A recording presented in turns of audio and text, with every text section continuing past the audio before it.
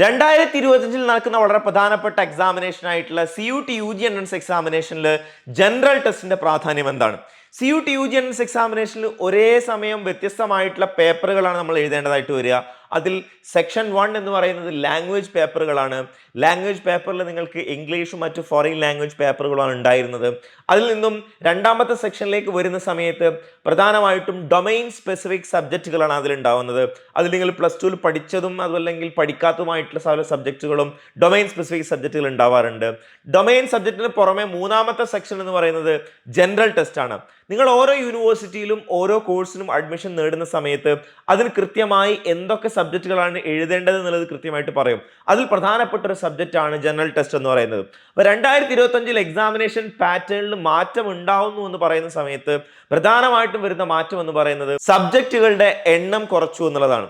63 സബ്ജക്റ്റിൽ നിന്നും 37 സബ്ജക്റ്റിലേക്ക് എണ്ണം കുറയുന്ന സമയത്ത് പ്രധാനമായിട്ടും ഉണ്ടാവുന്ന മാറ്റം എന്ന് പറയുന്നത് ഒഴിവാക്കിയ സബ്ജക്റ്റിൽ നിങ്ങൾക്ക് ഒരു കോഴ്സ് ചെയ്യണമെന്ന് ഉദ്ദേശിക്കുന്നുണ്ടെങ്കിൽ, ആ സബ്ജക്റ്റിൽ നിങ്ങൾക്ക് ഒരു ഡിഗ്രി ചെയ്യണമെന്ന് നിങ്ങൾ ആഗ്രഹിക്കുന്നുണ്ടെങ്കിൽ ഏതാണ് നിങ്ങൾ എഴുതേണ്ട പേപ്പർ എന്നുള്ളതാണ്.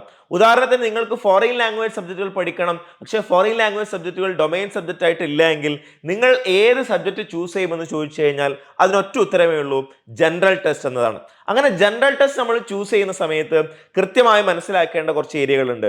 ജനറൽ ടെസ്റ്റിൽ നിങ്ങൾക്ക് quantitative aptitude, logical reasoning, current affairs, general knowledge തുടങ്ങിയിട്ടുള്ള ഏരിയകളാണ് ഉണ്ടാവുക.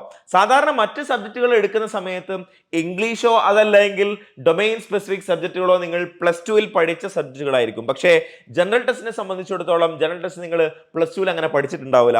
ജനറൽ നോളജ് നിങ്ങൾ സ്വയമേ ഉണ്ടാക്കിയെടുക്കേണ്ട ഏരിയകളായിരിക്കും. കറണ്ട് അഫയേഴ്സ് എന്നുള്ളത് നിങ്ങൾ കൃത്യമായിട്ട് ന്യൂസുകളൊക്കെ ഫോളോ ചെയ്യുന്ന സമയത്ത് നിങ്ങൾക്ക് കിട്ടുന്നതായിരിക്കും.